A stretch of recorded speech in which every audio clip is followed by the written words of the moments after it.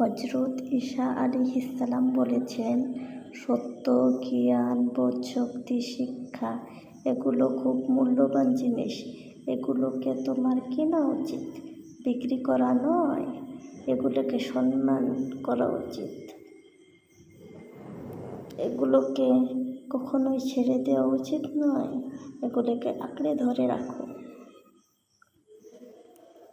তুমি মান, সম্মান, ইজ্জত সবই পাবে এবং আল্লাহরও ভালোবাসা পাবে যদি তুমি ভালো ভালো কর্ম করে থাকো আর সর্বদা শুভ শক্তির সাথে থাকো আর অশুভ শক্তিকে পরিহার করো।